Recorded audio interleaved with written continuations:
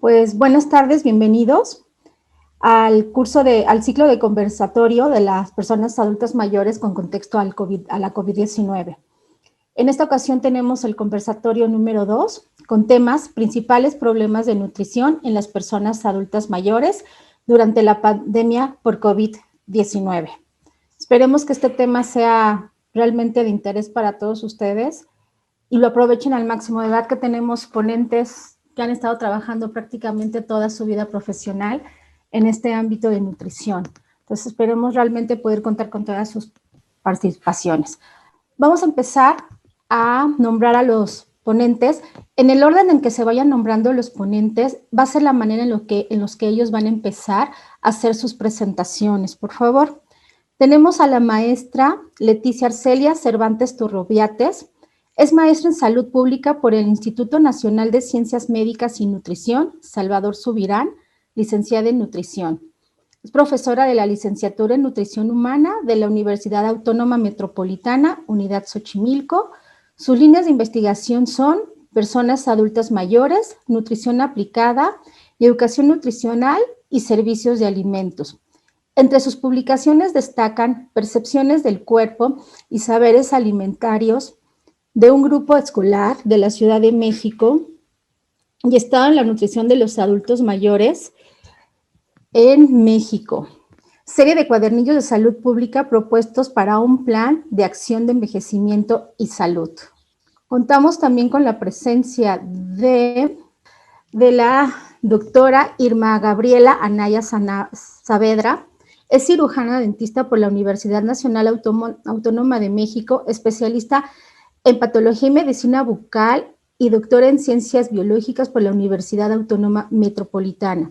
Profesora investigadora titular C de tiempo completo del Departamento de Atención a la Salud, actualmente coordinadora de la maestría en patología y medicina bucal en la UAM Xochimilco y presidenta de la Asociación Mexicana de Patología y Medicina Bucal, Colegio AC.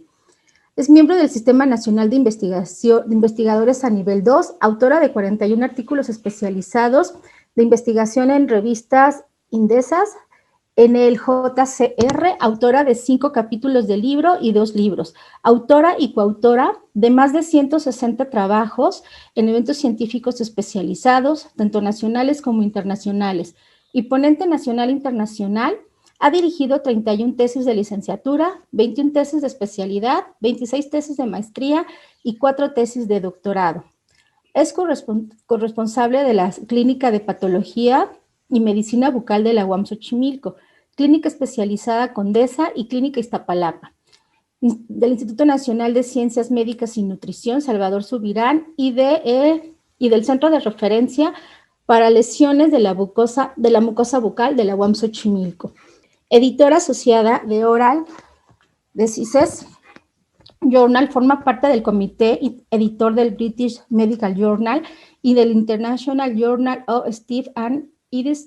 Es miembro del Colegio Asociado Mexicana de Patología y Medicina Bucal, Colegio de la Academia Iberoamericana de Patología y Medicina Bucal, del International Association of Oral Pathologists, miembro fundador de la Sociedad Mexicana de Virus del Papiloma AC y miembro de la Asociación Mexicana de Infectología y Microbiología Clínica. Ha obtenido diversos premios, gracias, entre los que se destacan los premios de las áreas de investigación 2019, 2017 y 2015, área de ciencias básicas de la UAM, el Travel Award IRS de DEP, 8 WWX HIV Oral Workshop, Chennai, India, 2016, Bed Review Award 2016, Oral Disease Journal, Travel Award 7 World Workshops del Oral Health and Disease en AIDS, International Dental Association, Best Reviewed Paper 2013 and Oral Disease Journal. Contamos también con la presencia del doctor Luis Ortiz Hernández, licenciado en nutrición y doctor en Salud colectiva. Profesor del Departamento de Atención a la Salud de la Universidad Autónoma Metropolitana, la Unidad Xochimilco. Profesor de la Licenciatura de Nutrición Humana y tutor del doctorado en Ciencias Biológicas de la Salud de la UAM. Tutor del posgrado de Ciencias de la Salud de la Universidad Autónoma Metropolitana. Miembro del Sistema Nacional de Investigadores Nivel 2. Responsable del Laboratorio Nutrición y Actividad Física, así como el consultorio virtual de nutrición. Entre los temas que trabaja se encuentran evaluación de la composición corporal, el gasto de la energía y la actividad física, consejería de la nutrición y actividad física y determinantes sociales y ambientales de la alimentación y la actividad física. Tenemos también la presencia de la maestra María del Consuelo Velázquez Alba, maestra en Ciencias con especialidad en Nutrición, Alimentos por el Centro de Investigación en Alimentación y Desarrollo, CAID, y médico cirujano por la Universidad Autónoma del Estado de México. Es profesora investigadora titular C, tiempo completo, del Departamento de Atención a la Salud de la Universidad Autónoma Metropolitana, Unidad Xochimilco, profesora de la Maestría de Nutrición Clínica en la Universidad Anáhuac, profesora de la especialidad de Nutrición Gerontológica en la Universidad Iberoamericana, miembro del Sistema Nacional de Investigadores Nivel 1, cuenta con diversas publicaciones en revistas científicas internacionales especializadas. Además, ha escrito varios capítulos de libros. Bueno, nuestra dinámica va a ser, cada uno de los ponentes en el orden en el que se fueron presentando van a tener 15 minutos para dar su exposición.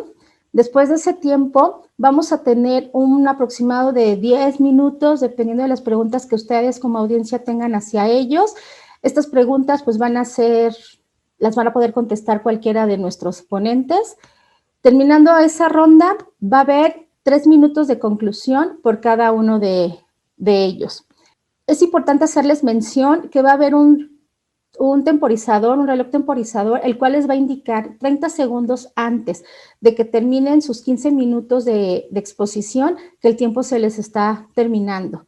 Para que lo tomen en cuenta, por favor, porque al transcurrir ese tiempo, en automático va a desaparecer la presentación de los ponentes. Pues muchas gracias y pues comenzamos con la maestra Leticia Cervantes, por favor. Buenas tardes, voy a compartir pantalla. ¿Se observa bien? No está completa, maestra, todavía. Perfecto. ¿Se observa? Sí, ya está bien. Buenas tardes, muchas gracias por la invitación y un placer estar con todos ustedes.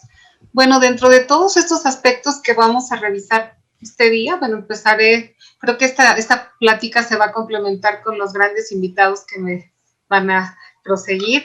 Entonces, aquí empezaré por este envejecimiento, esta definición que pues todos sabemos que inicia desde nuestro nacimiento, concluye con la muerte, pero bueno, sobre todo que estadísticamente en nuestro país se considera una persona adulta mayor a partir de los 60 años y bueno, hay una etapa realmente muy importante de vulnerabilidad física, social, económica, en el cual su estado de salud se ve deteriorado, pero también la condición se torna difícil debido a la pérdida de oportunidades de trabajo, actividad social, marginación, rechazo social, rechazo de la familia, que realmente los hace aún más vulnerables. En nuestro país residen 15.4 millones de personas mayores de 60 años. De estas, 1.7 millones viven solas, 41.4 son económicamente activos y 69.4% presentan algún tipo de discapacidad. Si nosotros observamos esta pirámide de población del 2020 que nos comparte el INEGI, pues realmente vemos que de ellos el 49% corresponde al sexo masculino y el 51% al sexo femenino. Y si nosotros los observamos también en relación con el grupo de edad, realmente pues el más elevado sería el de 60 a 64 años, donde también va a predominar el sexo femenino en un 2% y 1.8% para el sexo masculino. Y bueno, aquí importante ver realmente en cuanto a la distribución de la población de 50 años y más por sexo, según sus grupos de edad, la condición de residencia y vemos aquí que realmente de las mujeres y hombres que viven solos, pues es el mayor porcentaje, 74.3% para los mayores de 80 años y un 82%, si vemos esta gráfica, perdón, empecé al revés, de 82.2 para el grupo de edad de 50 a 59 años en mujeres Vean ustedes cómo va disminuyendo esta población en los grupos de 60 a 69, 70 a 79 y nuevamente se vuelve a elevar en el grupo de mujeres de 74 años. Pero aquí lo más importante que quiero destacar es los que viven solos. Y realmente las personas en el grupo de mujeres sería de 19.7%, a partir de los 80 años vive solos. Y en la relación con los hombres, igual, 16.2% vive solos, que condiciona aún más su vulnerabilidad al estar dependiendo de ellos mismos para realizar todas sus actividades de la vida diaria. En relación con esta distribución porcentual de población de 50 años y más de edad según su estado de salud, pues vemos que de acuerdo a este reporte que se tiene, el estado de salud deficiente, más o menos nosotros podemos ver que de regular a malo es el que más predomina que estén manifestando. Y de alguna manera los hombres manifiestan que el 49% que su estado de salud es regular, en relación con las mujeres es un 55% y la otra condición es buena. Entonces, bueno, 32% para los hombres, 28% para las mujeres, son los dos rangos de clasificación que van a destacar en este grupo de población.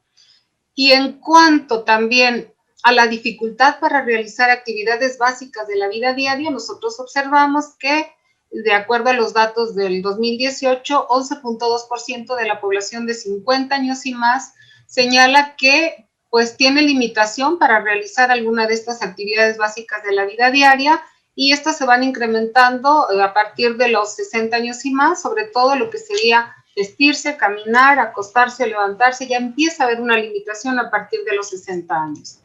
De igual manera, cuando nosotros observamos aquellas personas que reportan tener síntomas depresivos, pues se señala que a partir de los 50 años, 30.6% reporta 5 más síntomas depresivos y 5.6% reporta que su memoria es mala. Y esto llama la atención que sea a partir ya desde los 50 años un porcentaje bastante significativo.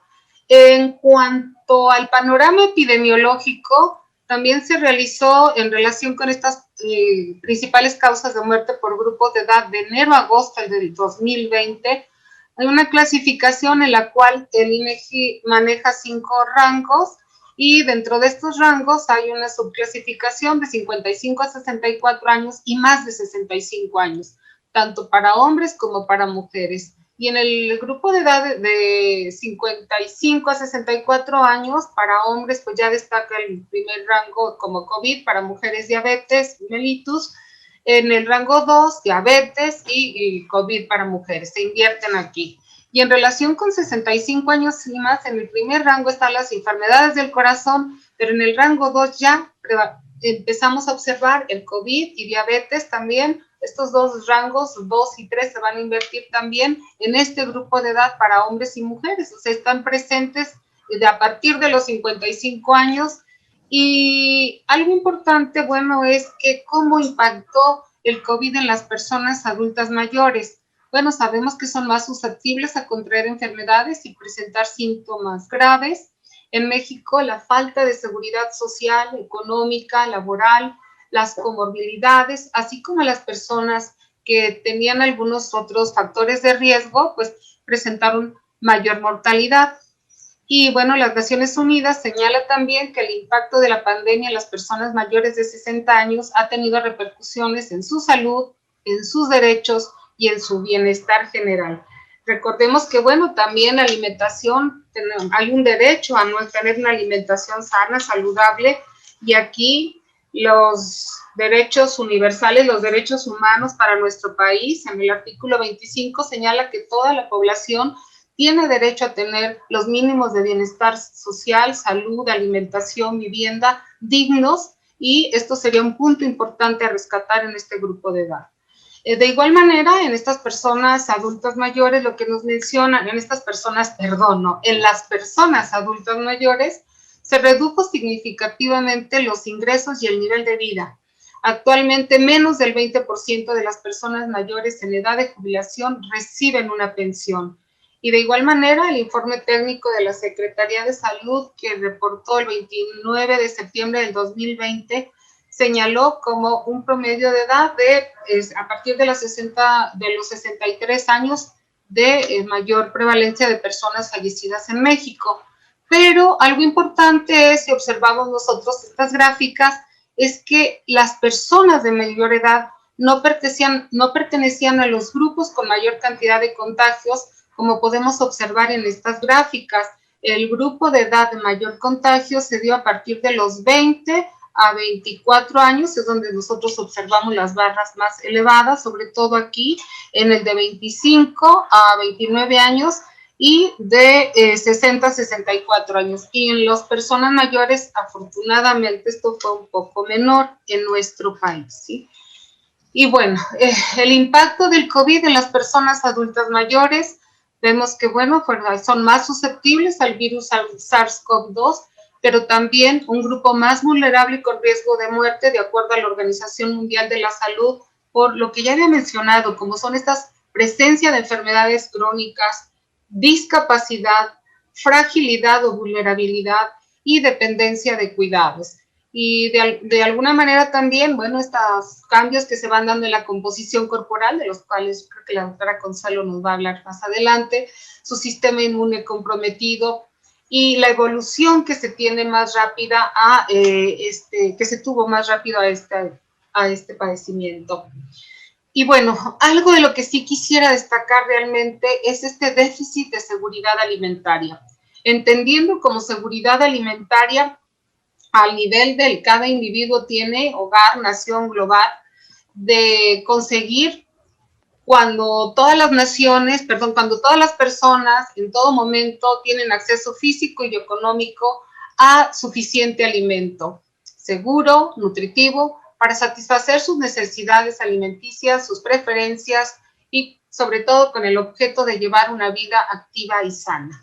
Esta información nos la da la FAO y realmente es un derecho nuestra alimentación y sobre todo en esta etapa de la vida en la que se tiene mayor marginación y mayor vulnerabilidad. De igual manera, pues la pandemia COVID-19 amenazó a este derecho a tener una alimentación adecuada, incluso para aquellas que antes habían estado ya en riesgo. Se trajo hambre en algunas personas, en algunas instituciones que atienden a personas mayores, disminuyó el abasto de los mismos, disminuyó la calidad de los alimentos que se consumen y de igual manera se observó un incremento en el costo de los mismos. Entonces, uno de los grupos más vulnerables a poder padecer esta inseguridad alimentaria, pues son las personas adultas mayores. La encuesta en SARS-CoV-2 realizada por el Instituto Nacional de Salud Pública, de igual manera señala que 1 de cada 3 mexicanos tuvo inseguridad alimentaria. Y bueno, esta hambre es una violación a la dignidad humana y al mismo tiempo un obstáculo para el progreso social, político y económico. El derecho internacional reconoce que todos tienen el derecho fundamental a no padecer hambre y 22 países han incorporado el derecho a los alimentos en su constitución. Nosotros tenemos en México el artículo 4, en el cual nos hablan de este derecho a tener una alimentación sana y que, bueno, habría que estarlo aplicando siempre, ¿sí? En cuanto al impacto del COVID en la nutrición de las personas, vemos que la encuesta de SARS-CoV-2 pues, nos señala que 31.6% de la población tuvo preocupación porque los alimentos se terminaran o por no tener accesos a los mismos. 27% también observó poca variedad en su alimentación y 21.3% disminuyó la cantidad de alimentos que acostumbraba a consumir. 90% de ellos tuvieron alguna de las experiencias descritas y lo atribuyen sobre todo a la pandemia, principalmente a la falta de dinero o recursos a partir del confinamiento. Y bueno, vemos que realmente este impacto tiene varios aspectos que hay que seguir analizando. La discapacidad, que puede ser visual, auditiva, física, de movilidad, la inseguridad alimentaria, o sea, el no tener la disponibilidad o tener los alimentos y no tener acceso a ellos, el abandono, también el maltrato familiar y social, el abandono, la violencia emocional, la violencia física, la discriminación, las enfermedades como diabetes, demencias, enfermedades del corazón, cáncer o problemas de depresión que más se acentuaron en este momento, así como la dependencia económica o el desempleo o no tener acceso a una pensión, son los aspectos que más provocaron ansiedad y que más han estado preocupando a las personas en edad avanzada. ¿Qué nos preocupa? Bueno, esta nutrición inadecuada, los problemas de mala nutrición por deficiencia o por exceso, obesidad, desnutrición, la complicación de las enfermedades ya existentes por no tener una atención médica, por el miedo a salir de casa para recibir la atención, por el deterioro cognitivo o por pérdidas de la capacidad funcional o a través de la presencia del COVID estar aún más aislados, sentirse inútiles, con ansiedad, con depresión, el miedo a morir, son algunos de los factores más importantes que estuvieron aquí destacando en este momento. ¿Qué recomendamos? Pues aquí la prevención y el autocuidado se vuelven una estrategia de protección para las personas adultas mayores. El entorno familiar, en donde se debe colaborar en los cuidados necesarios para mantener un adecuado estado de salud, un buen control y cuidado de las afecciones que ya se tienen y evitar así que se vean afectados por COVID.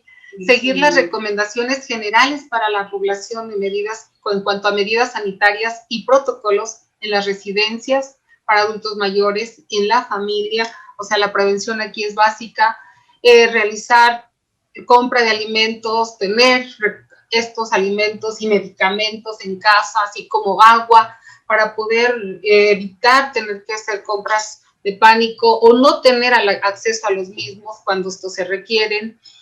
Tener una alimentación adecuada, hidratarse, consumir de todos los alimentos que se tengan acceso, pero sobre todo vegetales, frutas, aquellos alimentos de origen animal como lácteos, quesos, que puedan ayudar a mejorar su alimentación, consumir los alimentos de la temporada que son más frescos y que tienen un costo más bajo, adaptar la consistencia para que ellos los puedan consumir de una manera adecuada y agradable, con una muy buena masticación, deglución, a través de diferentes técnicas de preparación para que sean más agradables para ellos. Quedarse en casa, muy importante, mantener la comunicación con familiares, con amistades, realizar estimulación cognitiva, por lo menos durante 30 minutos, 2-3 días a la semana, si se puede diario sería maravilloso. Actividades psicosociales, realmente salir de la rutina, activarse, platicar, hacer baile, de alguna manera mantenerse activos y bueno, tener todas estas, hablaba yo de los medicamentos, pero sobre todo tener el abasto de estos, realizar sus tiempos de comida en forma adecuada, en forma ordenada, tener también a la mano personas o cerca personas que puedan llevarlos, que abastecerlos de los mismos, comprar, adquirir los alimentos y hacerlos presentes. Ya, creo que ya, bueno, ya terminé, llegan las recomendaciones y bueno, muchas gracias por su atención. Muchas gracias, maestra. Y bueno, aquí es importante, ¿no? Resaltar esta parte que dijo que la alimentación es un derecho, ¿no? Al que todos tenemos, pues sí, el derecho, la oportunidad de poder incluirnos, ¿no? Y que muchas veces lo dejamos, pues lo dejamos por atrás, ¿no? Y que en esta ocasión, esta pandemia, la verdad que sí nos agarró muy. ¿Sí me escuchan ahora sí? Ay, perdón, no, que le decía que muchas gracias, maestra, por marcarnos esta parte de que la alimentación es un derecho, que muchas veces lo pasamos por alto, ¿no? Que todos tenemos derecho a una alimentación digna, una alimentación sana. Entonces, muchas gracias por hacer mención de esto y recordarnos esta parte para todos. Entonces, nuestro siguiente ponente, por favor, es la doctora Irma Gabriela Anaya Saavedra. Adelante, doctora. Gracias. Pues voy a dar un giro un poquito distinto porque nos acompañan grandes investigadores y profesores del área de nutrición y me parece importante incorporarme en su dinámica porque la mucosa bucal es el primer sitio donde inicia la nutrición, donde inicia la digestión, así que creo que tendríamos que trabajar más de la mano, y en el tema de los adultos mayores es fundamental. Les voy a hacer un breve recuento de lo que ha pasado en nuestra área durante la pandemia y cómo es que podemos incidir en esta población que tanto lo requiere. Para iniciar, quiero comentarles que la mucosa bucal, el 94% de las células de la mucosa bucal tiene receptores específicos para el virus, para el SARS-CoV-2. Así que es una mucosa que está totalmente susceptible a la acción del virus. Se han hecho estudios para verificar en dónde hay más, y la lengua es donde hay más sitios donde el virus se puede replicar. Estos receptores no solamente se quedan en el dorso de la lengua, también se van hacia las glándulas salivales, que son órganos que tenemos. Hay glándulas salivales mayores y menores, pero el virus se aloja en todas las glándulas, y eso hace que la saliva sea una fuente muy rica para la replicación del virus, de tal manera que en la saliva podemos encontrar el virus hasta en el 98% de los pacientes, incluso después de que se hayan recuperado de la enfermedad. Y quiero comentarles que una de las características con las que cursa esta enfermedad, e incluso en pacientes asintomáticos se puede observar, es esto que se llama cialadenitis aguda. O sea, a los pacientes se les inflaman las glándulas, lo que se conoce como paperas, por ejemplo, que es una enfermedad viral, también se presenta en algunos pacientes infectados con SARS-CoV-2. Y esto es importante que lo tengamos en cuenta en materia de nutrición, porque el virus penetra en las células de las glándulas salivales, que es lo que se ve aquí en una fotografía microscópica. Penetra en estas células, allá adentro se replica, y una vez que forma los viriones hace que estas células estallen, de tal manera que los pacientes pierden células productoras de saliva cuando son infectados por este virus. De manera temprana, en la fase muy aguda, lo podemos ver porque aumenta esta enzima que se llama amilasa, aumenta en la saliva y también se puede encontrar en la sangre, y a los pacientes les genera mucho dolor e inflamación, específicamente en estas glándulas que tenemos aquí, que son las glándulas parótidas. Pero en un porcentaje de los pacientes esto no se regenera, es decir, en lugar de que después observemos glándula salival, vamos a encontrar tejido cicatrizal, tejido conectivo. Y esto tiene un impacto muy importante en la salud dental y en la nutrición de los pacientes, porque esto va a condicionar que haya muy poca saliva dentro de la boca. Y si no tenemos suficiente saliva, bueno, se pueden hacer infecciones retrógradas, quiere decir que las bacterias que tenemos aquí en la boca penetran por los conductos y se infectan las glándulas de las que hablábamos, pero también encontramos otras enfermedades. Por ejemplo, esto que vemos aquí, que es un tipo de caries cervical que se presenta en pacientes con poca saliva, y tenemos también una infección muy frecuente en los pacientes adultos mayores que se llama candidosis, que son áreas rojas que provocan mucho ardor dentro de la mucosa bucal y que dificultan la alimentación y la deglución de los pacientes. Los pacientes que están afectados por candidosis bucal tienen intolerancia a muchos de los alimentos. Uno les puede decir consuma suficientes frutas y consuma suficientes verduras, y no pueden hacerlo porque el ardor es muy grande. Entonces, esta es una de las cosas que tenemos que estar observando. Y la segunda que me parece importante mencionar es esta, que incluso en pacientes asintomáticos con mayor frecuencia que en pacientes enfermos se encuentran alteraciones en la percepción de los sabores, que puede ser una completa ausencia en la percepción del sabor, a lo que se le llama ageusia, o puede disminuir únicamente la percepción o saber diferente las cosas. Eso también provoca cambios en los patrones de alimentación de los pacientes. Es importante aquí comentar que sí se observa más estas alteraciones en el sabor en pacientes con enfermedad leve y moderada, o incluso en pacientes asintomáticos cuyo único síntoma es sin embargo, no quiere decir que no se presenten los pacientes graves.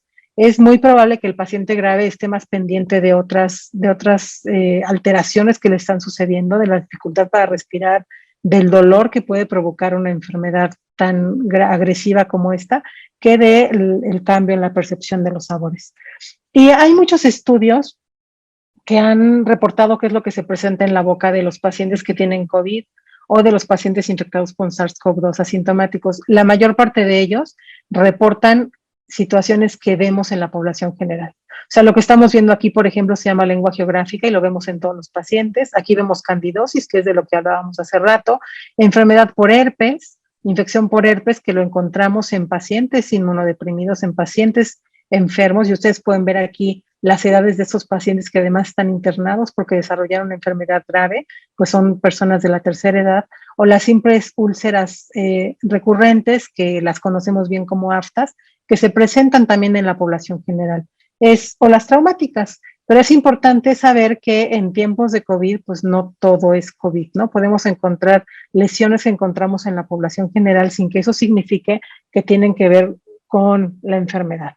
A este respecto, la malinformación que ha habido respecto a las manifestaciones vocales ha generado mucho estrés en los pacientes, particularmente porque se ha descrito en pacientes con COVID estas manchas rojas que son comunes a muchas enfermedades virales, o porque también se han descrito estas alteraciones en la lengua como algo que se mal llamó lengua COVID, y que es una alteración de la normalidad que podemos encontrar en muchas personas y que ante determinados momentos de estrés puede exacerbarse y provocar dolor, ardor, irritación y dificultad para comer alimentos sólidos e incluso para deglutir algunos líquidos. Es importante que sepamos que esto es una variante de la normalidad y que no tiene relación con la enfermedad por COVID, porque se ha hecho también esta mala información, llegó a las redes sociales y llegó también a muchos medios de información alertando sobre esta lengua COVID, que en realidad, pues como les digo, es una variante de la normalidad. Y si ustedes tienen curiosidad y se van a Google y ponen lengua COVID, van a ver una cantidad de mala información terrible, abundante, entrevistas completas con médicos que hablan sobre esta entidad que, les repito, no es un signo de COVID, mucho menos es un síntoma, ¿no? Porque es algo que vemos, pero que encontramos en la población normal, no es una variante de la normalidad.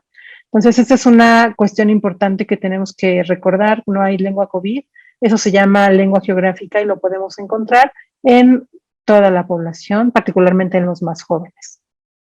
En los pacientes de la tercera edad, en pacientes adultos mayores, lo que vemos con más frecuencia es la candidosis, de la que ya hablábamos. Lo que pasa con la candidosis es que este hongo que vive normalmente en nuestra boca, que es un microorganismo comensal, de repente se vuelve patógeno ante ciertas circunstancias. Pacientes portadores de prótesis, es muy frecuente que la presenten, pacientes que tienen regímenes de antibiótico-terapia o de medicamentos inmunosupresores también la desarrollan, y el paciente con COVID también la desarrolla, particularmente porque sobre todo al inicio de la pandemia, se dio una polifarmacia en estos pacientes, se les dio de todo tipo de tratamientos esperando que alguno resultara, y se quedó como tradición que se les diera antibióticos, aunque sabemos que no es adecuado, que no hay una razón para darles un antibiótico y menos de amplio espectro de manera empírica. Entonces, esta es una enfermedad que produce mucho disconfort, que genera un círculo vicioso porque el paciente deja de alimentarse, o sea, mal alimenta. Lo que el paciente refiere es que tiene que puede consumir más carbohidratos y eso no le genera tanto ardor como sí las frutas y algunas verduras, sobre todo los vegetales verdes o algunas leguminosas. Entonces, esto provoca más hiposalivación en este sistema de círculo vicioso y más dolor y más ardor y menos recuperación de la mucosa. Entonces, esta es una alteración importante que tenemos que tener en cuenta. Y con la pandemia, las demás que vinieron, ¿no? Que van desde los cambios de vida físicos que hicimos, como el empleo del cubrebocas, que pues hay pacientes que ya relatan dermatitis, fenómenos de Kopner. El traer el cubrebocas tanto tiempo también nos condiciona para candidosis. Muchos pacientes tienen la boca abierta cuando usan el cubrebocas y entonces el hacer una respiración bucal genera hiposalivación, genera candidosis nuevamente. Y también el estrés y la ansiedad a la que hemos estado sujetos, pues desencadena muchas reacciones de hipersensibilidad, como las que vemos aquí, locales o generales. También hemos tenido bastante experiencia, sobre todo porque el confinamiento generó un retraso en el diagnóstico de muchas enfermedades y también generó mucho estrés en los pacientes. Entonces, hemos recibido muchos casos como donde pacientes de repente sienten que tienen enfermedades graves que pueden ser signos de COVID y pues solamente son variantes de la normalidad. Lo que estamos viendo aquí son las papilas circunvaladas que tenemos en la base de la lengua o en el tercio posterior de la lengua, y estos se llaman gránulos de Fordyce, que son glándulas sebáceas ectópicas que están dentro de la mucosa bucal y que también son variantes de la normalidad. Este caso que les quiero traer es de una mujer que vimos recientemente, de 72 años, que acudió a nuestro servicio porque mencionaba que tenía lesiones cutáneas y bucales de 1 año de evolución que le dificultaban la ingesta, que le impedían tomar ciertos alimentos, que eran muy dolorosas, muy pruríticas, y ella estaba pues preocupada de que esto pudiera ser COVID, aunque tenía 1 año con estas manifestaciones. Como pueden ver, también tenía algunas manifestaciones en sus uñas. En la boca veíamos palidez en los tegumentos, pero tenía alteraciones en las uñas que nos llamaron la atención, sobre todo porque habían señales de onicofagia. Y lo que vimos en la paciente, además de la palidez de las mucosas que estuvo asociada con un déficit nutricional, es estas manchas, estas placas blancas en la boca que se llegan a desprender y que están en la mucosa de los carrillos, en la mucosa labial inferior y superior. Y esto tiene un nombre muy raro, pero se llama morsicatio buccarum, y es una alteración emocional, es un hábito parafuncional que se produce ante demasiado estrés. Es un hábito que lo veíamos antes en gente joven, particularmente en población universitaria, y ahora lo estamos viendo en personas pues adultas mayores, justamente por el estrés al que están sujetos. Esta es una úlcera que la misma paciente se provocó con el cepillo por el estrés de quererse limpiar esto que ella pensaba que era algo infeccioso. Entonces, estos son señales alarmantes de la ansiedad que están sufriendo nuestros adultos mayores. Como ya lo mencionó la doctora Cervantes, ha sido el confinamiento pues una condición muy grave para ellos. Yo creo que entre ellos y nuestros adolescentes que también están confinados y guardados en casa, podemos encontrar altos índices de depresión, de estrés, de ansiedad. Algunos adultos mayores pues fueron abandonados en sus hogares sin acceso a servicios de salud, sin acceso a la poca movilidad que tenían, y esto pues desafortunadamente lo vamos a ver más adelante como consecuencias. Igual que la doctora Cervantes, yo creo que lo que se tiene que hacer es prevenir y mitigar cuestiones de manifestaciones bucales, de salud bucodental, pues la dieta balanceada y la hidratación constante son fundamentales. La salud mental y el ejercicio contribuyen a la salud integral de los pacientes, y pues tendríamos que estar pensando más en la odontología preventiva, en el control adecuado de los pacientes y no tanto en querer abrir las clínicas de inmediato y sin ninguna pues previsión al respecto. Nosotros hemos implantado la telemedicina para atender a nuestros pacientes. Hemos apoyado a nuestra clínica a través de el envío de fotografías para seleccionar las urgencias, y aunque tiene sus limitantes, pues es una estrategia paliativa que nos ha resultado de mucha utilidad. Así hemos podido identificar, por ejemplo, a personas que desde su casa nos comentan que tienen estas lesiones que están relacionadas con el empleo de bifosfonatos o de medicamentos antirresortivos, que miren, lo que provocan son grandes ulceraciones, casi nunca son dolorosas, pero en el caso de esta paciente sí eran muy dolorosas y dificultaban la alimentación y la deglución. Así que en estos casos hay que dar tratamiento oportuno y rápido, y termino esta presentación hablando del retraso en el diagnóstico que se ha producido por la pandemia, por el confinamiento, y particularmente en lo que respecta al cáncer bucal, que es una enfermedad relacionada o más frecuentemente observada en personas adultas mayores. Y miren, un paciente que inició en marzo con una lesión tan pequeñita como esta, justo cuando empezaba el confinamiento aquí en la Ciudad de México, y vean en 2 meses cuánto avanzó. Este avance va a tener mucho que ver con su pronóstico y con el tratamiento que se le da. Este paciente requirió tratamientos más invasivos, tratamiento muy agresivo, mutilante y deleterio, que por supuesto afecta la calidad de vida. Entonces, una de las grandes preocupaciones que tenemos es lo avanzado de los casos que veremos en los siguientes años, debido a este año en el que hubo retraso en la atención clínica y en el diagnóstico temprano de nuestros pacientes. Y pues aquí les dejo algunos de mis datos, mis redes sociales de contacto, por si tienen alguna Perdón, duda en doctora, particular. pero no se ve Sí. esa diapositiva. En un momento la mando por el chat para que la tengan Muchas gracias. a la mano. Sí. Muchas gracias. Gracias a ustedes. No, pues muchas gracias, muy interesante de verdad, que muchas veces no tomamos en cuenta, como usted lo dijo al principio de su presentación, ¿no? Que toda la nutrición y alimentación empieza precisamente por la boca, ¿no? Y muchas veces es algo que pasamos por alto y exigimos, ¿no? Que coman de una u otra manera cuando no es que no quieran, sino realmente es porque hay algo que está impidiendo esta situación, ¿no?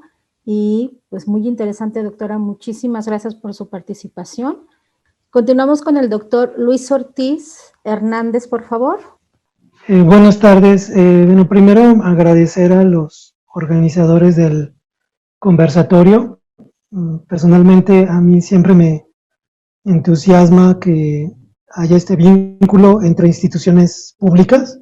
Nuestra universidad pues está volcada a colaborar, a revisar, analizar, proponer soluciones a problemas que afectan a nuestra sociedad y especialmente a grupos vulnerados, ¿no? Como son los adultos mayores. Mi participación va a estar centrada en presentarles resultados de un análisis que estamos haciendo de la Encuesta Nacional de Salud y Nutrición COVID-19, que se levantó el año pasado y en el que se visitaron más de 10,000 hogares mexicanos, en los que vivían más de 36,000 personas. Varios de los análisis los centramos en hogares jefaturados por adultos mayores, que es una muestra de alrededor de 3,500 hogares. Y en total en la muestra habían más de 5,700 personas de 60 años y más. Y bueno, trataré un poco de entablar algún diálogo con las pláticas previas. En esta primera lámina, que ya lo presentó la maestra Leticia, sobre la distribución por edad de nuestra población, podemos ver que en los adultos varones de 60 a 69 años, representan casi el 7% de toda la población dentro de los adultos mayores. Para los adultos de 70 a 79 se reduce a 4% y ya los mayores de 80 representan menos del 2%. Las mujeres está la misma distribución, aunque hay más mujeres adultas mayores. Antes de hablar de nutrición y actividad física, creo que es importante considerar cuál es el estado de salud de estos adultos mayores. Entonces, un primer elemento de la ENSANUD COVID-19 que les presento es la proporción de la población que ha recibido diagnóstico por diabetes de un médico. Presento el grupo de 39 años y menos, 40 a 59 años, para tener un referente, un punto de comparación. Se puede ver que entre los adultos de 60 a 69 años, casi la mitad, el 50%, ha sido diagnosticada con diabetes. Y aquí hay que enfatizar que seguramente este porcentaje es más alto porque muchas personas no reciben el diagnóstico, ¿no?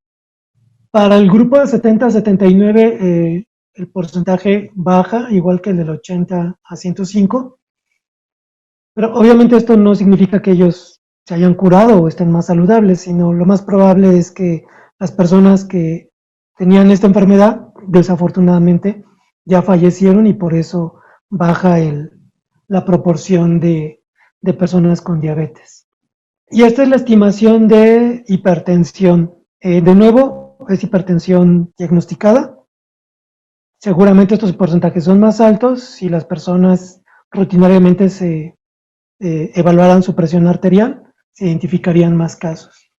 Y podemos ver que en el grupo de 60 a 69 más del 50% tiene hipertensión, y para los adultos de más de 70 años la proporción ya es del 60%, insistiendo que si tuviéramos un sistema de salud más sólido, este porcentaje seguramente sería más alto. Entonces, tenemos a adultos mayores que la mitad de ellos presentan diabetes y 6 de cada 10 presentan hipertensión. Estas dos condiciones, en el mundo ideal, tendrían que ser manejadas de manera importante a través de la promoción de estilos de vida saludables, que implican dos elementos. Por un lado, alimentación saludable y, por otro lado, la realización de actividad física.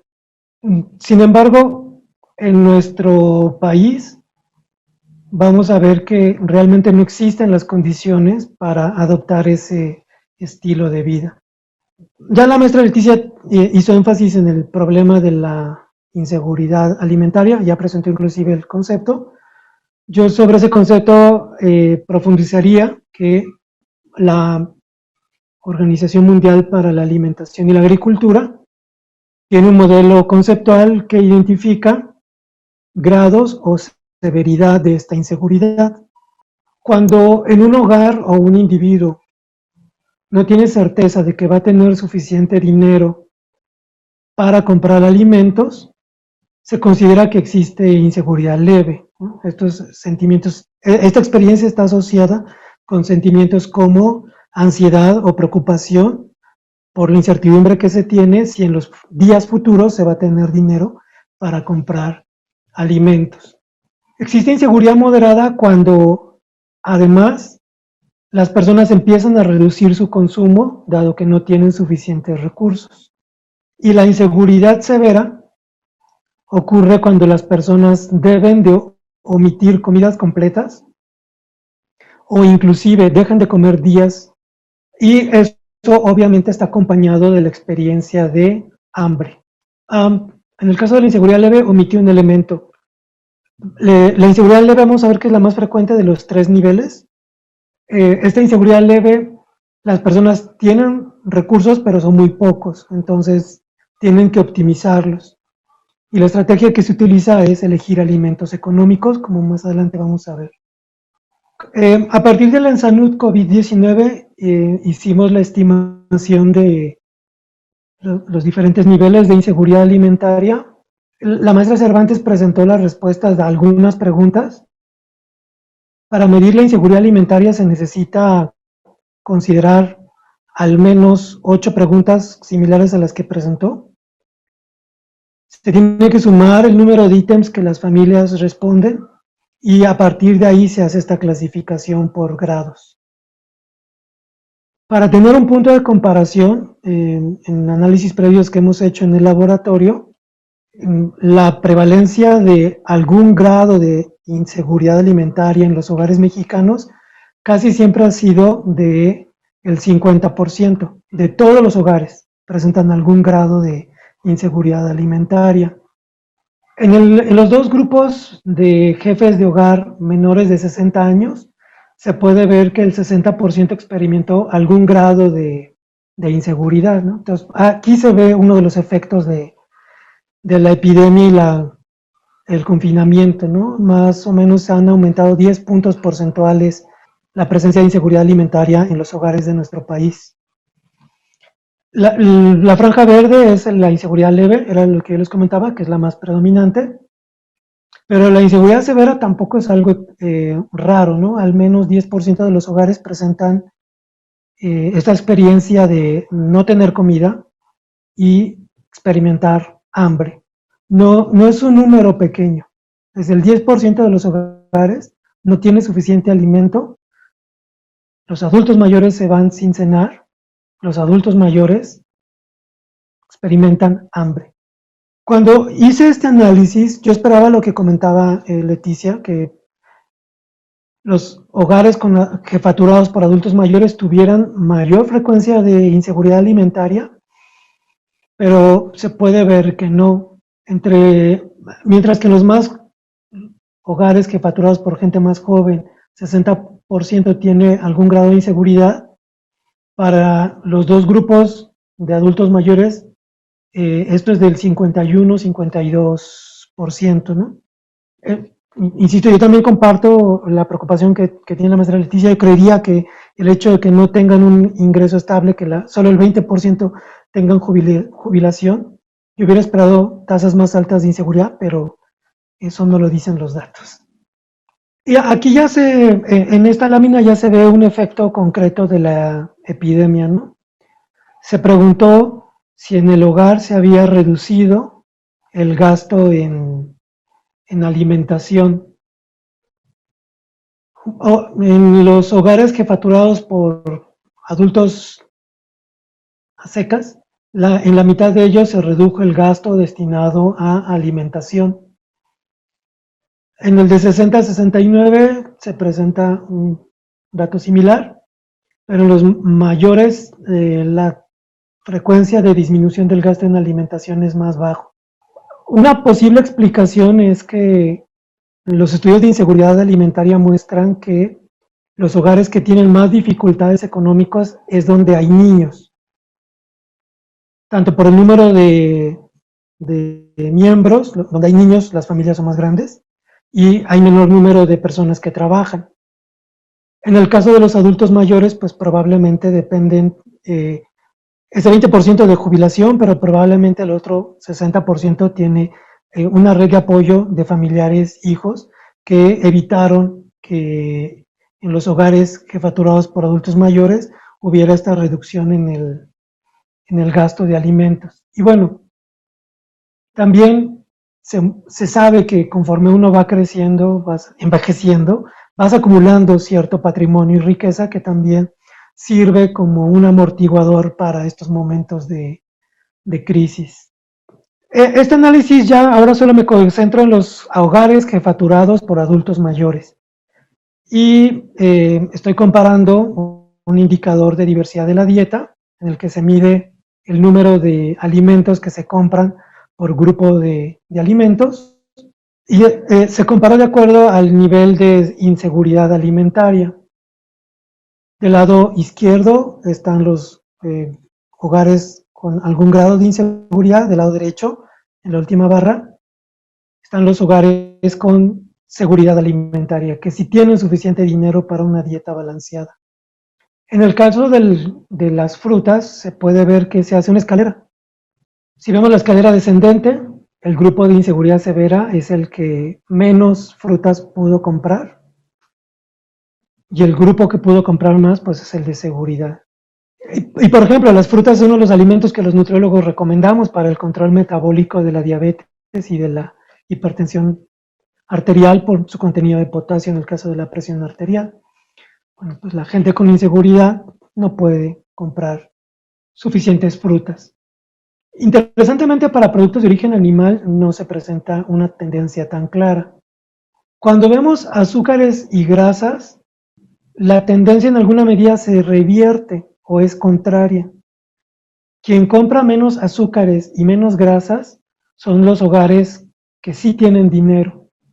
Como les comentaba, está bien documentado que los hogares, cuando tienen menos recursos, optimizan sus recursos para poder comprar alimentos más económicos, y en este caso pues son las azúcares y las grasas. Veo que se me está terminando el tiempo. Probablemente puedo dejar alguna más información en las siguientes participaciones. Pues muchas gracias, doctor, por su participación. De verdad que es muy importante poder conocer estos niveles de inseguridad. Usted lo acaba de mencionar, como nutriólogos luego no tomamos en cuenta esta parte, ¿no? El poder adquisitivo de nuestros pacientes para poderles brindar esa oportunidad de poder estar lo mejor alimentados posibles y por lo tanto tener una nutrición adecuada y evitar todas estas complicaciones de enfermedades a largo plazo, ¿no? Muchísimas gracias, doctor, por su participación. Tenemos la última participación con la maestra María del Consuelo Velázquez Alba. Por favor, maestra, adelante. Muy amables, voy a compartir pantalla. Bien, antes que nada, pues agradecer a las autoridades de dos instituciones muy queridas, que por un lado, pues es mi universidad, pues donde he dedicado mi vida académica de muchos años, la UAM, y por otro lado, otra institución también querida que es el INAPAM, porque es el Instituto Nacional de las Personas Adultas Mayores, con quienes he trabajado también durante muchísimos años en mi etapa profesional fundamentalmente. Así es que pues muchas gracias por conjuntarnos. Pues yo quisiera empezar con esta imagen donde vemos al secretario general de la Organización Mundial de la Salud, donde de repente, el 11 de marzo del año 2020, el mundo cambió. El mundo cambió porque nos va a dejar a todos una huella histórica por la aparición de un virus conocido como COVID-19 y porque se declara una pandemia que a todos nos afecta. En marzo del 2020, ya más de un año, llegaron a nuestras vidas dos elementos de los cuales no estábamos familiarizados con ellos, que era por un lado la pandemia y por otro lado la cuarentena. Hay que recordar y hay que diferenciar que la pandemia se refiere a una enfermedad epidémica que se extiende a muchos países o que ataca a casi todos los individuos de una localidad o de una región en específico. Y que la cuarentena tiene que ver con el aislamiento de las personas durante un periodo no específico, justamente para evitar o limitar el riesgo que se extienda una enfermedad, que en este caso fue la enfermedad por COVID-19. Así es que empezamos a vivir pues una situación límite a la cual ninguno estábamos preparados, porque de repente nos dijeron te quedas en tu casa. Y si sales vas a usar cubrebocas y te tienes que lavar las manos, y entonces muchos de nosotros entramos en pánico, y las historias y las noticias que nos llegaban de otros países, desde la propia China, que es donde inició todo el asunto, y después los países europeos, pues nos permitieron ver cómo gracias a los avances científicos y tecnológicos hemos aprendido muchísimas lecciones, porque este virus viajó, y no lo dudo que haya viajado en primera clase, desde China a Europa y de cualquier país de Europa a Nueva York, y de Nueva York a América Latina, y donde todos estamos afectados por estas condiciones. La enfermedad causada por el nuevo coronavirus, COVID-19, es actualmente, como ya lo vimos con mis compañeros que me precedieron, el problema de salud pública más grave en todo el mundo. Y la edad avanzada, sobre todo más de 65 años, se ha asociado con que las personas tienen una presentación más grave de la infección, un peor pronóstico y en muchos países una mayor tasa de mortalidad. Ya lo dijo Leti en su intervención inicial, que según la encuesta nacional de la dinámica demográfica en el 2018, en nuestro país, en México, residen 15.4 millones de personas de 60 años o más. Así es que estamos hablando de un número importante de la población. Por otro lado, pues mencionar que la atención nutricional para la salud de las personas que envejecen, generalmente, y antes de COVID esto ya se veía, suele ser ignorada, porque efectivamente la población de adultos mayores generalmente se encuentra en mayor riesgo nutricional por las comorbilidades asociadas, y ya Luis nos mencionaba la prevalencia importante y a mayor edad de enfermedades crónicas no transmisibles como son la hipertensión arterial y la diabetes mellitus, donde generalmente estos pacientes acuden con sus médicos, quienes les dan un tratamiento farmacológico, donde hay pocas recomendaciones nutricionales y también generalmente poca consejería con respecto a modificar sus estilos de vida y hacerlos más saludables. Específicamente con la pandemia y con la cuarentena, entre nuestros grupos de adultos mayores, pues se instauró la depresión, la soledad, el insomnio, acompañados por síntomas como la angustia, sensaciones de mucha nostalgia por la familia, por la vida anterior, y todo esto se asoció al aislamiento social, ya lo mencioné, como consecuencia de la cuarentena. La infección por COVID-19 en la población de adultos mayores se ha visto más, les decía, en otros países, en aquellos de edades más avanzadas, con enfermedades múltiples y crónicas, y estos dos elementos se asocian a un estado nutricional que se puede ver afectado, donde existe un mayor riesgo para el desarrollo de una condición crítica, que es el síndrome de dificultad respiratoria aguda, y que es el que llevó a muchos de los pacientes a los hospitales, a las unidades de cuidados intensivos y a requerir de apoyo ventilatorio y de oxigenación especializada. Pero hablando de la nutrición, pues ya también se empezaron a reportar al inicio de esta pandemia el efecto de la dieta occidentalizada, que es la que tenemos nosotros aquí en nuestro país, con respecto a al COVID-19, y donde se empezó a reportar tempranamente, desde que apareció la pandemia, que dietas elevadas en grasas saturadas, en azúcares e hidratos de carbono refinados, pues se veían, estaban afectando al sistema inmunológico, y esto favorece una pobre respuesta a agentes virales. Esta dieta occidentalizada también tiene una característica de ser una dieta baja en fibra, en ácidos grasos insaturados, en antioxidantes, lo cual también va a favorecer una respuesta inflamatoria crónica desde el punto de vista de la fisiología y de la fisiopatología de la enfermedad. Sin embargo, les voy a platicar brevemente de este trabajo que se publicó el año pasado y que hablaba del estado actual de la evidencia en cuanto a la influencia de factores nutricionales y nutrigenéticos sobre la inmunidad dentro del marco de la pandemia por COVID-19.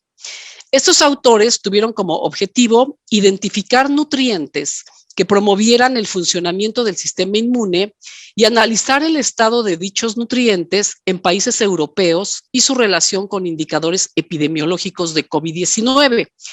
Esto se me hace más relevante aún lo que les voy a presentar en el contexto de la plática de Luis Ortiz, que me acaba de preceder, en cuanto a que uno pensaría que solamente las personas con inseguridad alimentaria severa, pues no van a tener la posibilidad de adquirir ciertos alimentos que contengan ciertos nutrientes. Y lo que les quiero mostrar es que vean lo que ocurre incluso en países así llamados desarrollados y con economías más fuertes que la nuestra. Bueno, en esta imagen vemos el consumo poblacional en cuanto a características epidemiológicas de COVID-19, donde vemos en la parte superior 9 países europeos. Vean ustedes: España, Bélgica, Italia, Reino Unido, Francia, Holanda, Portugal, Alemania, Dinamarca y Finlandia. ¿Qué hicieron los autores? Vieron qué tanto estaban consumiendo ellos ciertos alimentos que contenían ciertas vitaminas, y que estas vitaminas, como la vitamina D, C, B6, vitamina A, B12 y folatos, ¿cuál era su papel en cuanto a la incidencia? Es decir, el número de casos nuevos por COVID-19 por 100,000 personas, y también vieron el efecto de estas vitaminas en la mortalidad por 1,000,000 de personas. Y vamos a ver que observamos aquí valores positivos en cuanto al porcentaje de la población del país con necesidades cubiertas, que están aquí arriba, ahorita los vemos, y los valores negativos, pues, que están por debajo. ¿Qué se observa aquí? Que los países que consumían menos alimentos ricos en estas vitaminas, como es el caso de España, por ejemplo, fueron los que tuvieron una mayor incidencia de COVID, aquí se ve en la línea naranja, y los que consumían más alimentos ricos en estas vitaminas son los que tuvieron menor incidencia de COVID, como sería el caso de Dinamarca y Finlandia. Por otro lado, la mortalidad se vio más elevada también en aquellos que consumían menos alimentos ricos en estas vitaminas, como nuevamente aparece España, pero le sigue Bélgica, Italia, el Reino Unido, Francia, y después les va mal en Holanda, Portugal, Alemania, Dinamarca, Finlandia, etcétera. Entonces, esto es muy representativo del tipo de alimentos que estamos consumiendo, y también se analizó esto en función a ciertos minerales como fue el zinc, el cobre, el hierro y el selenio, donde nuevamente observamos que los países que consumían menos nutrientes de este tipo, pues son los que presentaban mayores tasas tanto de incidencia, es decir, casos nuevos de la enfermedad, como mortalidad, como es el caso nuevamente de España y Bélgica, y los que se vieron menos afectados, tanto en la incidencia como en la mortalidad, pues fueron quienes sí consumían esos alimentos, como es el caso de Dinamarca y Finlandia. ¿Y dónde se encuentran estos alimentos? Bueno, vemos aquí que la vitamina B12, por ejemplo, se encuentra en los lácteos, en el huevo, en la carne, el pescado, hígado, y evidentemente que son alimentos costosos, sobre todo si los comparamos pues con otro tipo de alimentos como los que ya mencioné, ricos en hidratos de carbono simples y grasas saturadas. Aquí les pongo en qué alimentos se encuentra la vitamina D, el hierro, la vitamina C.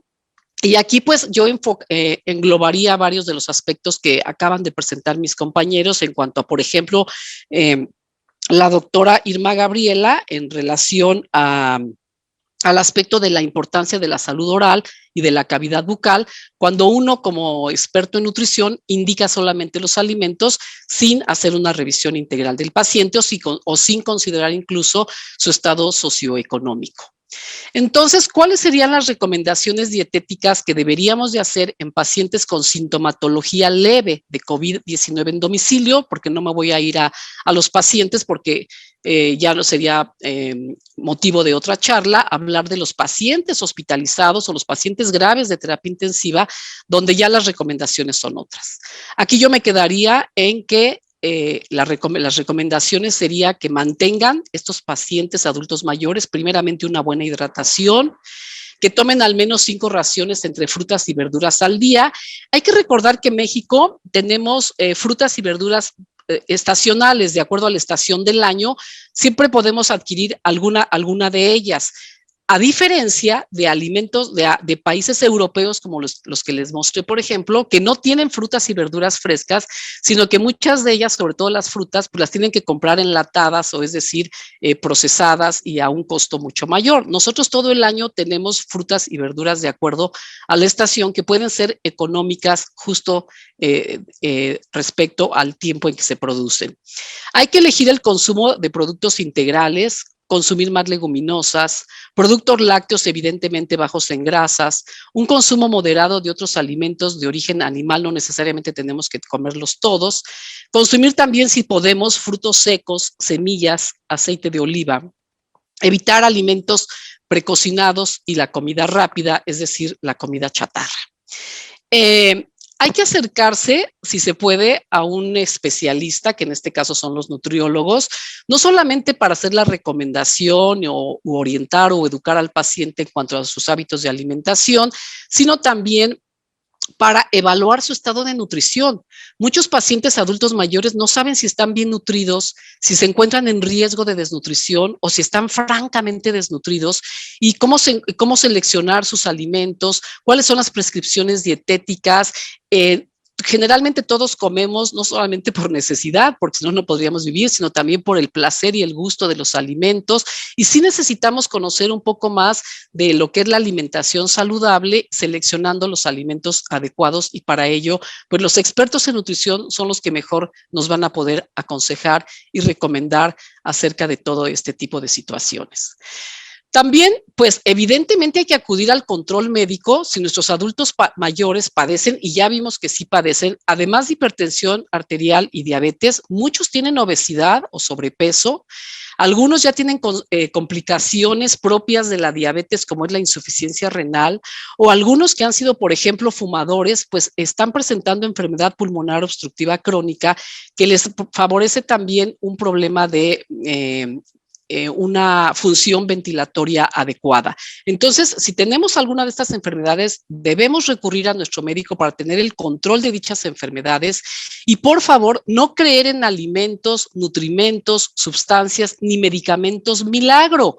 Durante la pandemia se empezaron a hablar de tantos mitos versus las realidades, ¿no? Yo aquí puse el ejemplo de que me encontré aquí del ajo, pero como estos nos llegaron muchos, nosotros hicimos un trabajo donde entrevistamos a las personas vía telefónica de nuestras bases de datos con los que trabajamos adultos mayores y pues lo que observamos que es que aquellos que tienen un menor nivel socioeconómico y una mayor posición socioeconómica, pues son los que evidentemente consideraron tomar decisiones como quedarse en casa,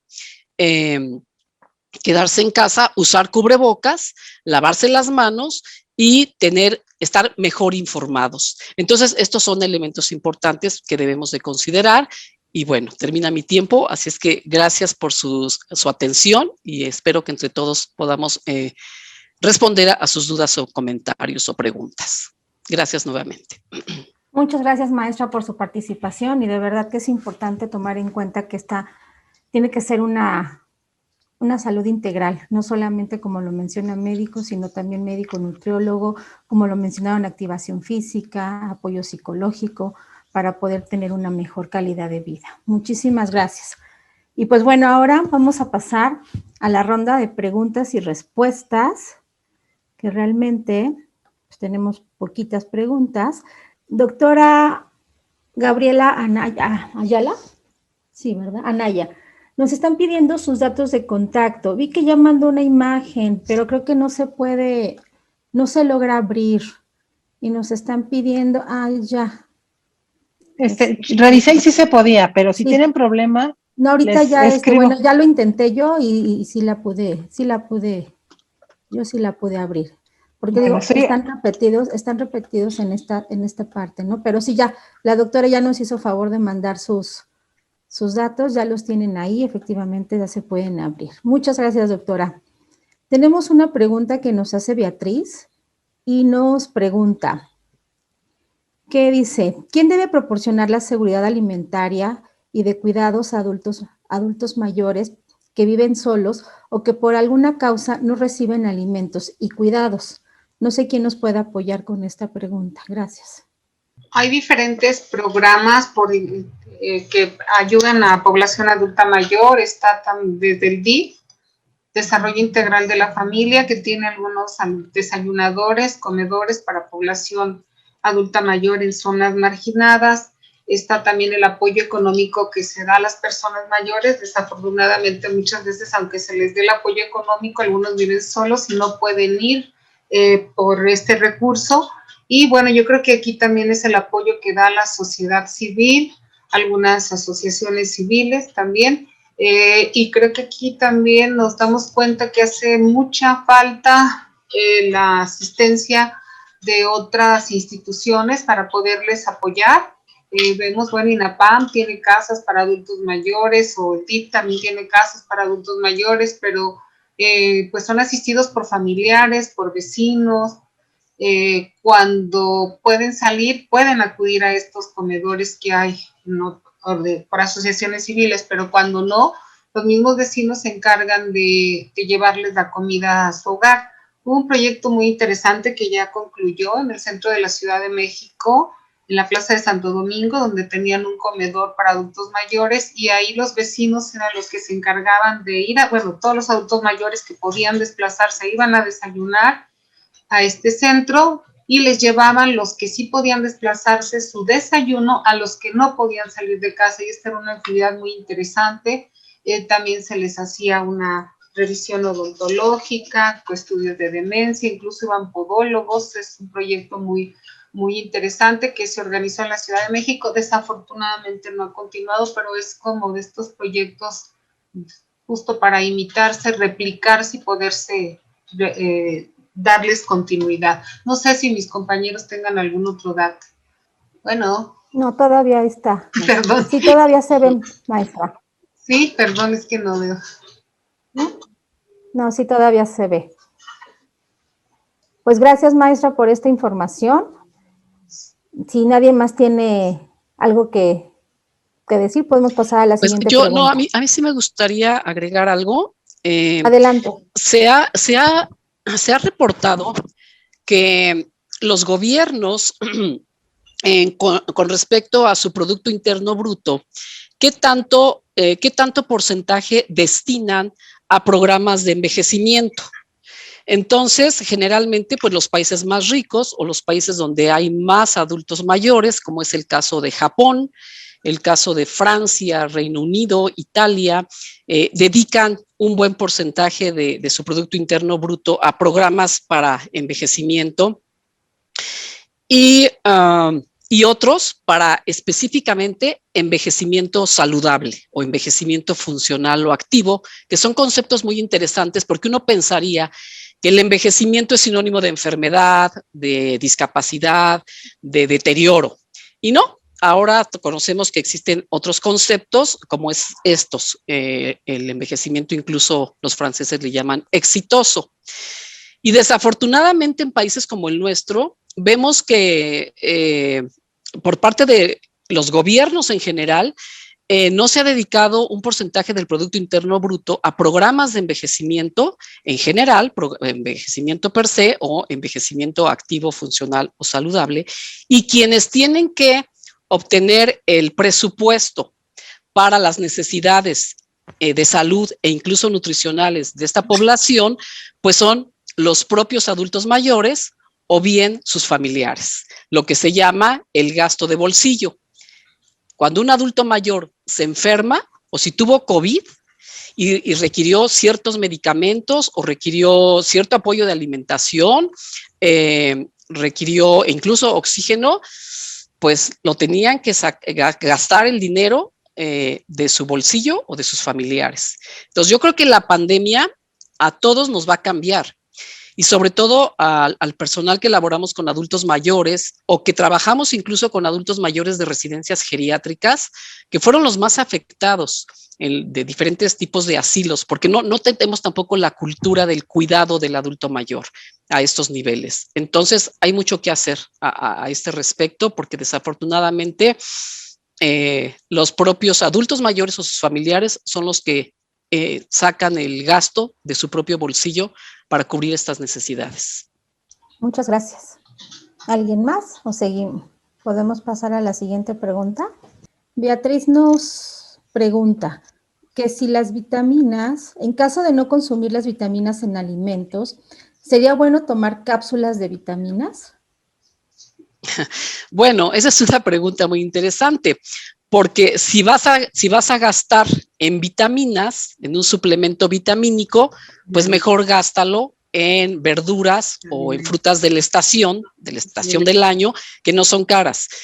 Siempre va a ser mejor consumir el producto natural de nuestros propios mercados, tianguis, supermercados, y es mejor consumir los alimentos que les mencioné, comprarlos, que comprar las vitaminas sintéticas, a menos que estas se requieran porque así lo indique alguna patología que presente el paciente en especial o que haya sido evaluado por un nutriólogo que haya detectado alguna deficiencia.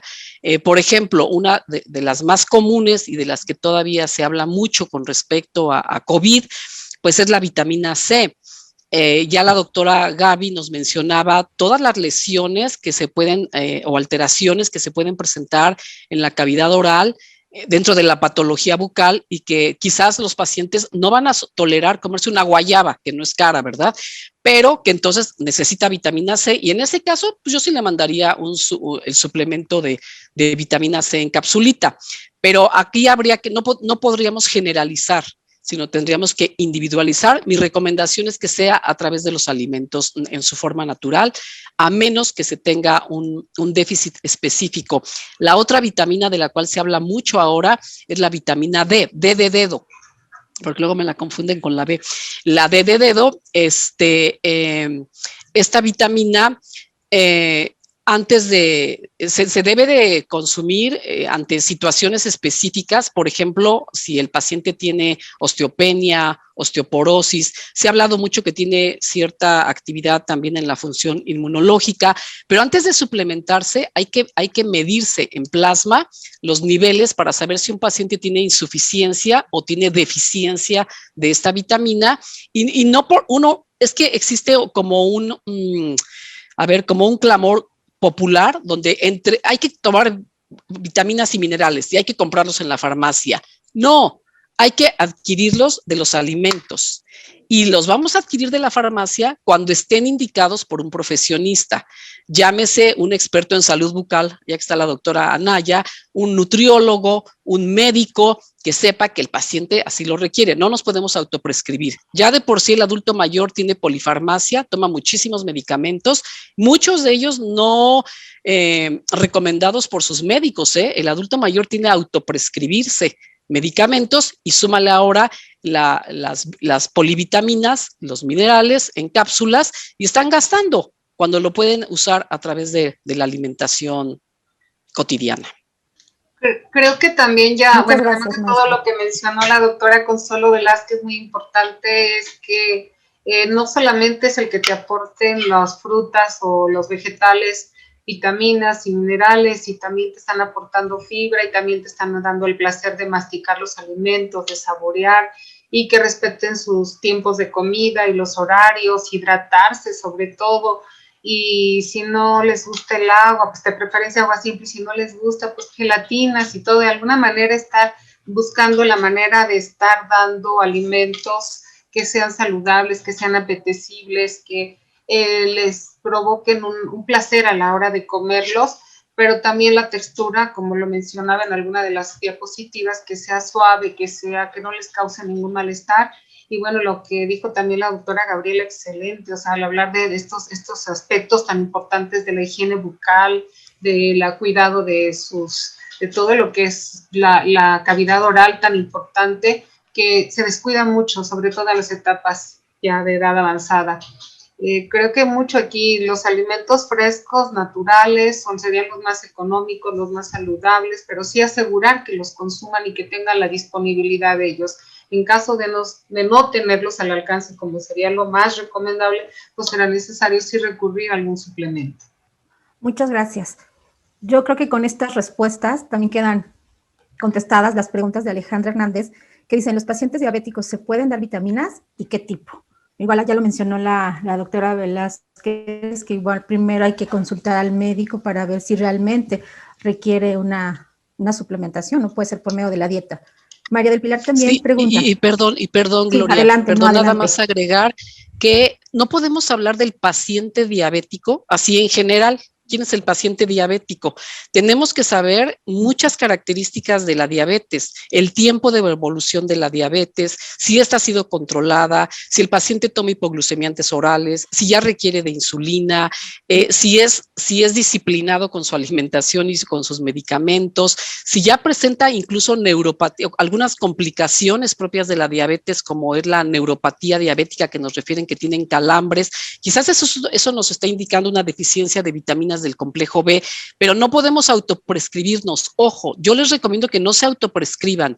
Se tiene que hacer una evaluación individual del paciente diabético porque tiene muchos factores de riesgo y muchas complicaciones, por lo que es importante evaluar su estado de nutrición, saber si tiene deficiencias nutricionales y que estas sean indicadas las prescripciones por profesionistas de la salud.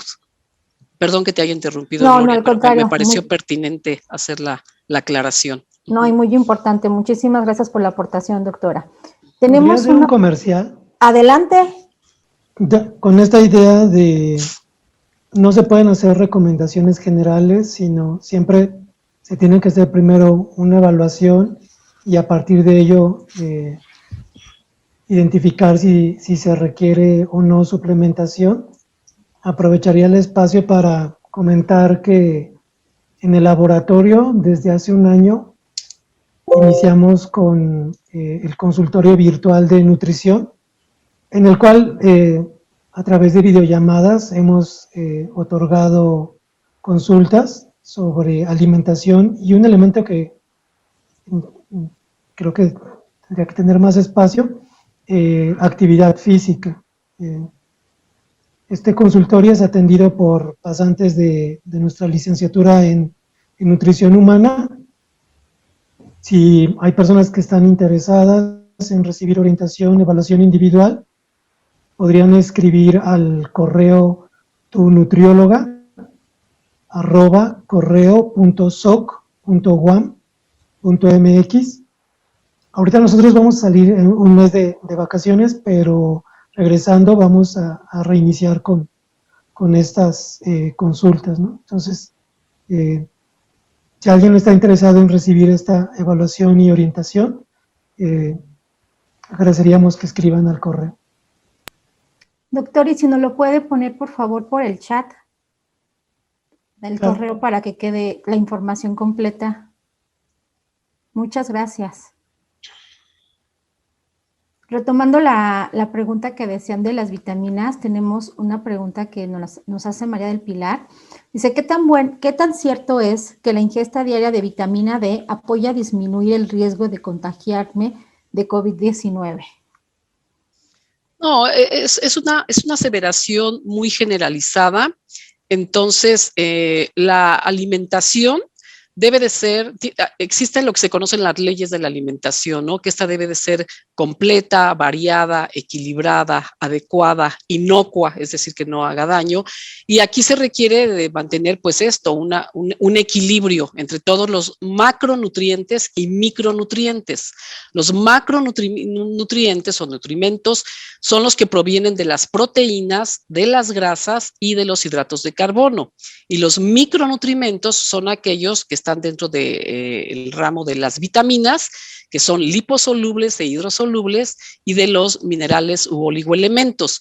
Y cuando tenemos una dieta que cumple con las leyes de la alimentación, no tenemos por qué suplementarnos con ningún tipo de vitamina. Por eso les menciono que es importante que los adultos mayores acudan con los especialistas, los nutriólogos, que sabemos hacer las evaluaciones nutricionales específicamente con herramientas dirigidas a los adultos mayores para conocer su estado de nutrición, si tienen un estado de nutrición normal, si se encuentran en riesgo de desnutrición, si están desnutridos o si están malnutridos porque tienen sobrepeso, obesidad, han perdido peso, han perdido fuerza muscular, han perdido masa muscular. Nosotros somos los expertos a quienes deben de recurrir para que los apoyemos y una vez que detectemos deficiencias o problemas, les indiquemos de qué manera los podemos incluso suplementar. También se usan fórmulas de alimentación especializadas, se usan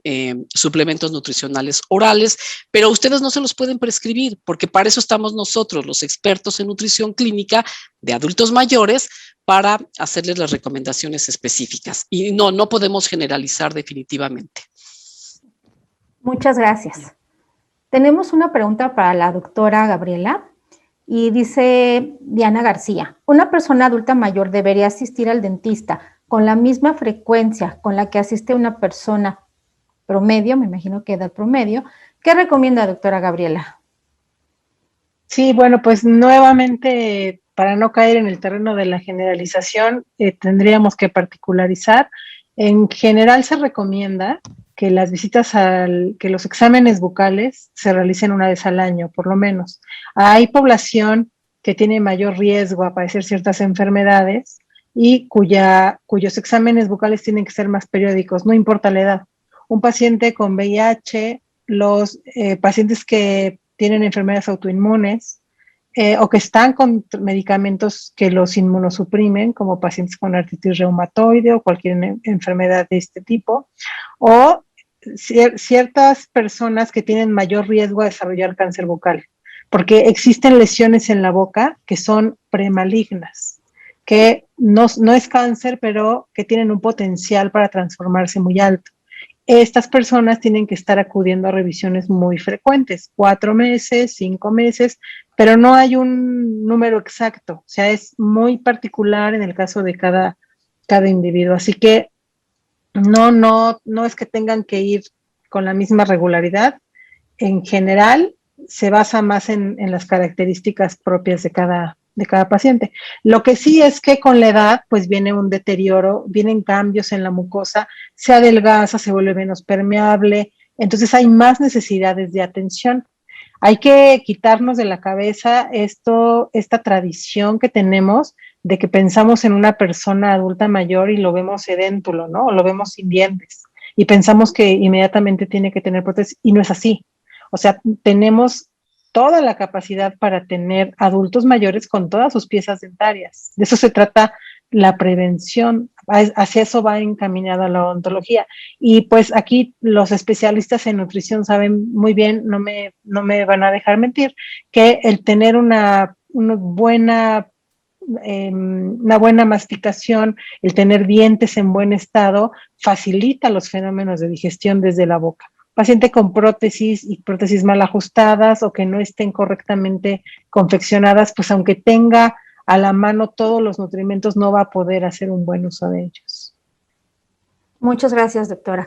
Pues gracias, el tiempo nos está ganando y ahorita sí ya les pedimos por favor a los 4 ponentes que pasemos a lo que es la ronda de conclusiones. Por favor, en el mismo orden en el que hicieron sus presentaciones, tenemos 2 minutos por cada uno, por favor. Maestra Leticia, por favor. Tener una dieta saludable, respetar o tener establecidos horarios de comida, desayuno, comida, cena, evitar ayunos prolongados. Muchas personas, pues sobre todo se ha observado en personas mayores que solo realizan 2 comidas, o sea, se levantan un poquito más tarde, están desayunando a las 12 del día y están cenando a las 6 de la tarde. Entonces sí, y evitar este tipo de ayunos prolongados, tomar suficientes líquidos, hidratarse lo más que se pueda. Nosotros requerimos, 30 mililitros de agua por kilogramo de peso, pues es importante que las personas tomen agua, aunque no sea el litro o los 2 litros, que son 1,5 litros, por eso mencionaba hace rato que también se pueden dar gelatinas, caldos, consomés, para que se estén hidratando. Se pierde un poco la sensación de sed también en la edad avanzada, y aquí incluir de los diferentes grupos de alimentos en cada tiempo de comida. En la mañana un poco de verdura, a mediodía otro poco de verdura y en la tarde igual, o ya sean sopas, ya sean ensaladas, de alguna manera que les agrade. También preguntar qué le agrada a la persona, y esto es respetar sus gustos, sus preferencias, tratando de que esto sea lo más sano posible. Alimentos de origen animal tan importantes para que aporten estas proteínas, que sabemos que tienen un costo más elevado, pero no vamos a comprar 1 kilo, se puede comer una pieza de huevo por la mañana, a mediodía un trocito de carne y en la noche un vaso de leche, avena. Alimentos que aporten fibra, los cereales integrales, las leguminosas. Los adultos mayores tienden a padecer de estreñimiento, y bueno, también el agua y la fibra les va a ayudar para evitar estos episodios.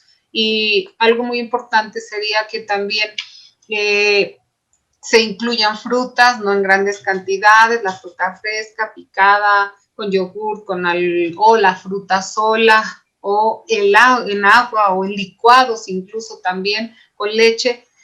Tratar de que los alimentos sean bajos en grasa, y si se consume grasa realmente que no es una grasa saturada, manteca, tocino, este tipo de grasas, evitarlos. Moderar el consumo también de algunos alimentos de origen animal que tienen mucha grasa, y sobre todo tratar de que la comida sea en un entorno agradable, cuidar incluso el colorido de los alimentos, el color del mantel, el color del mantelito individual, del plato, para que la persona pueda distinguir con claridad cada uno de los objetos. Muchas veces hay pérdida de la vista y la persona no distingue la tonalidad de los mismos alimentos. Ya se me terminó el tiempo, muchas gracias. Creo que va Gaby. Muchas gracias. Sí, pues por favor. En la misma tónica, bueno, yo creo que primero que el éxito de un buen cuidado geriátrico es la multidisciplina, así que me da mucho gusto participar en foros como este, donde nos podemos retroalimentar de ida y de regreso, y eso es valiosísimo para nuestros pacientes. Y yo dirigiría mi último comentario en función de 2 temas que me parecen muy importantes. Primero es la salivación y la segunda es la detección temprana de cáncer bucal. La cantidad de saliva que tenemos en la boca es fundamental.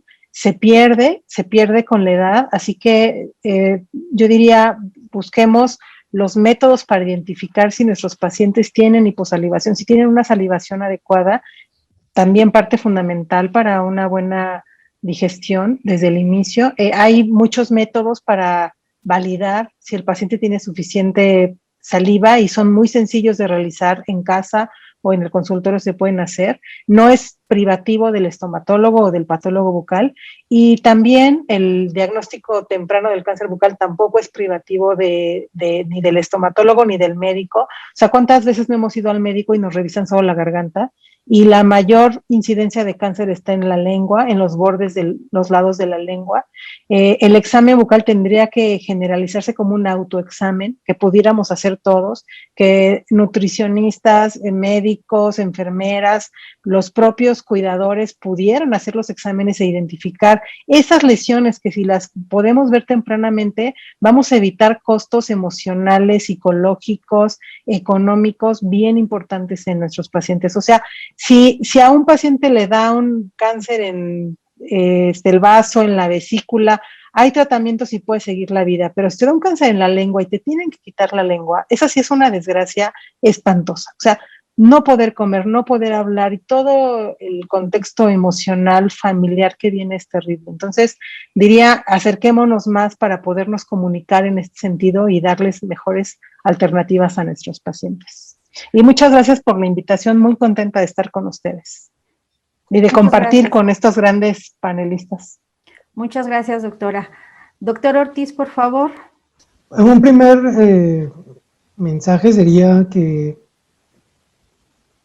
se han comentado la importancia de la nutrición, pero si el difundir estos conocimientos no va acompañado de la creación de instituciones de protección social en todas las edades, es muy difícil que la gente pueda adoptar estilos de vida saludables. Y quiero aprovechar este tiempo también para comentar más sobre lo que decía, que la actividad física es un tema muy importante y poco abordado. Entre las láminas que no me dieron tiempo de presentar, se encuentran las recomendaciones de actividad física, la cual tiene múltiples beneficios. En los adultos mayores, el realizar actividad física reduce el riesgo de osteoporosis, reduce el riesgo de caídas, mejora el estado de ánimo, mejora el control de enfermedades como diabetes e hipertensión. Y las últimas recomendaciones de actividad física de la OMS sugieren que los adultos mayores les convendría realizar al menos 150 minutos de actividad moderada a la semana o al menos 75 minutos a la semana de actividad intensa. Y dentro de este tiempo de actividad física se sugiere que al menos 2 días a la semana se hagan ejercicios para el fortalecimiento muscular y al menos 3 días a la semana realizar entrenamientos que involucren diferentes articulaciones, grupos musculares y movimientos para mejorar la funcionalidad y el equilibrio. Vuelvo a reiterar el comercial del programa que tenemos de consultorio virtual. Dentro de este consultorio, una de las actividades que hemos logrado implementar son sesiones de acondicionamiento físico virtuales. Y regresando de nuestras vacaciones en agosto, vamos a iniciar precisamente grupos para adultos mayores. Ya tenemos experiencia también en sesiones de 1 por 1 para entrenamiento, acondicionamiento físico. Entonces también les invitaría a que, si les interesa, puedan contactarnos en el correo que dejé en el chat. Gracias. Gracias, doctor. Doctora Velázquez, adelante, por favor. Sí, bueno, yo comentaría ya para terminar la sesión que tanto la pandemia como la cuarentena nos llevaron a una situación límite donde ahorita, gracias a las vacunas y a la buena conducta de la ciudadanía, vamos a decir, es decir, también los avances científicos y tecnológicos nos están conduciendo a un momento oportuno para la reflexión y dentro de esta reflexión en general para el cuidado de nuestra salud. Evidentemente que esta situación nos acentuó más la crisis socioeconómica que ya veníamos viviendo y que ya veníamos padeciendo, y que sin embargo, pues la salud es el mejor tesoro que tenemos y si no lo cuidamos, pues aunque tengamos un buen nivel socioeconómico, no nos va a ayudar. Entonces, recordar que la nutrición, la buena nutrición, está asociada directamente también con la buena salud, y que la buena nutrición y la buena salud nos conducen también a tener un sistema inmunológico que nos permita encarar a un germen tan patógeno, tan virulento como es COVID-19 que nos llevó a la pandemia.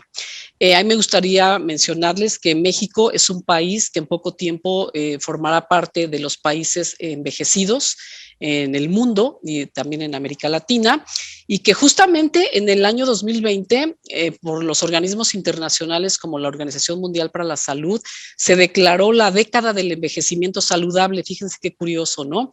La década del envejecimiento saludable nos indica que todos los gobiernos y todos los profesionales que nos dedicamos al área del envejecimiento deberemos trabajar estos 10 años para promover el envejecimiento funcional, activo, saludable y exitoso. Y recordar que el envejecimiento no es una enfermedad y que recurran a nosotros los expertos para que les realicemos su evaluación del estado de nutrición, les detectemos no solamente los padecimientos crónicos que ya presentan, sino también síndromes geriátricos, como es la fragilidad, como es la sarcopenia, que es la pérdida de la masa y la fuerza muscular, y que seamos muy cuidadosos con la autoprescripción, y que si les interesó el tema de vitaminas y minerales, y también debe de interesarles el de las proteínas, de hidratos de carbono y tipos de grasas, etcétera, se acerquen a los expertos. Nosotros en la UAM tenemos nuestros proyectos de investigación enfocados justamente a trabajar con los adultos mayores. Estamos esperando a que nos abra la institución nuevamente en nuestros laboratorios. Extrañamos ya a nuestros pacientes adultos mayores. Hemos trabajado con las bases de datos, pero ya los extrañamos. Queremos evaluarlos, queremos orientarlos, queremos brindarles pues mucha educación nutricional. Muchas gracias. Pues muchas gracias a los cuatro. Hoy en el chat les dejan muchas felicitaciones y agradecimientos por estas exposiciones que tuvieron. Y pues bueno, a nosotros no nos queda más que darles las gracias. Y creo que por ahí tiene unas constancias que se les van a hacer llegar de manera virtual por el momento. Muchas gracias. Ok. Gracias. Gracias a todos. Gracias. Creo que por ahí. Ok, aquí están las constancias. Se las voy a leer a lo que dice la constancia. Dice, el Instituto Nacional para las Personas Adultas Mayores y la Universidad Autónoma Metropolitana otorga la presente constancia a, en este caso tengo en pantalla la de la doctora Irma Gabriela Anaya Saavedra, por su participación como ponente en el ciclo, de conversatorios, las personas adultas mayores en contexto con la COVID-19, con el tema principales problemas de nutrición para las personas adultas mayores durante la pandemia por COVID-19, realizado el 15 de junio del 2021 en modalidad virtual. Están firmadas, perdón, pero es que la tengo abajo, no alcanzo a ver, nada más veo que es el doctor Joaquín Figueroa Morales, me quedo en coordinador general, perdón, es que se puso el chat. Coordinador General de Fortalecimiento, quiero pensar que de la Universidad Autónoma Metropolitana, y académico de vinculación de la Universidad Autónoma Metropolitana, y el licenciado Jorge, y así con cada uno de los cuatro ponentes. Aquí está la de la maestra Leticia Cervantes Turrubiates, del doctor Luis Ortiz Hernández, y de la doctora Consuelo Velázquez Alba. Muchísimas gracias a todos por su participación y no queda más que invitarlos al siguiente tema, que sería el tema número 3, que es salud mental en las personas adultas mayores durante la pandemia por COVID-19, cual se va a realizar el día 27 de julio del 2021, igual a las 17 horas, 5 de la tarde. Muchísimas gracias a todos los que estuvieron presentes en este conversatorio y a nuestros ponentes nuevamente. Muchas gracias por haber aceptado la invitación.